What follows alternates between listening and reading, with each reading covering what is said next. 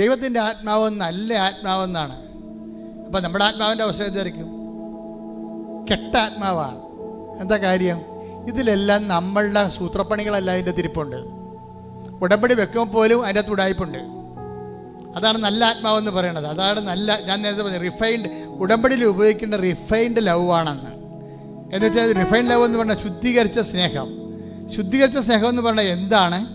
അതിൻ്റെ അകത്ത് അൾട്ടിമേറ്റ് പ്രാധാന്യം ആർക്കാണ്? ഈശോയുടെ പ്രാർത്ഥനയിലുള്ള, ഈശോയുടെ പ്രാർത്ഥനയ്ക്ക് ഗുണം എന്താണ്?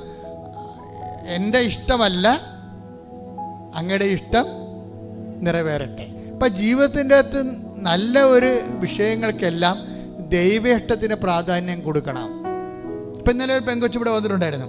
അപ്പോൾ അവളോട് സംസാരിച്ചപ്പോഴേ ഞാൻ ശ്രദ്ധിച്ചു, അമ്മയുടെയും മകളുടെയും മുഖഭാവങ്ങളെ എൻ്റെ ഉപദേശത്തിൻ്റെ സമയത്ത് മാറി മാറി ഞാൻ വാച്ച് ചെയ്തായിരുന്നു. അപ്പോൾ മകള് എന്നോട് പറഞ്ഞു, അപ്പോൾ അവൾ ഇവിടെ ന്യൂസിലൻഡിൽ അവരെ വർക്ക് ചെയ്യണം. അപ്പോൾ അവളെ സംബന്ധിച്ചിടത്തോളം ഈ ഇടയ്ക്ക് അവൾക്ക് റുമാറ്റിക് പെയിൻ വന്നു, വാതരോഗം. അപ്പോൾ ഞാൻ ചോദിച്ചു, നീ ഉടമ്പടി എടുത്തപ്പോൾ നിൻ്റെ വാദം ഒന്നും അമ്മയെടുത്ത് പറഞ്ഞില്ലേ? ഇല്ല അച്ഛാ, ഞാൻ നിത്യതയാണ് പറഞ്ഞിരിക്കണമെന്ന് പറഞ്ഞു. നിത്യത, അതായത് ഉടമ്പടി എടുത്തപ്പോൾ അവർ ന്യൂസിലൻഡിലെ ഒരു ചെറുപ്പക്കാരത്തിയായ നേഴ്സാണ്. പക്ഷെ ഉടമ്പടി എടുത്തപ്പോൾ വെച്ചിരിക്കുന്ന 6 കാര്യങ്ങൾക്കെല്ലാം തന്നെ എഴുതിയിരിക്കണത് നിത്യതയുമായിട്ട് ബന്ധപ്പെട്ട കാര്യങ്ങൾ എഴുതിയിരിക്കണം. അപ്പോൾ ഞാൻ പറഞ്ഞു, യൂത്തൊക്കെ എന്തുമാത്രം ഇപ്പം അറിയുന്നു. അതാണ് വിഷയം കണ്ടില്ലേ? യൂത്തിൻ്റെയൊക്കെ അവസ്ഥ കണ്ടില്ലേ? അറിയുന്നവൻ ശരിക്കും അങ്ങനെ ഇടിച്ചു പൊളിച്ചാൽ ദൈവത്തിന് അറിയണത്. എന്താണ് ഉടമ്പടി വെച്ചിരിക്കുന്ന വിഷയം? എന്താണ്? നിത്യതയിലെ യേശുവായിട്ട് കണ്ടുമുട്ടുന്നതിനെ കുറിച്ചാണ് ഉടമ്പടി വെച്ചിരിക്കുന്നത്.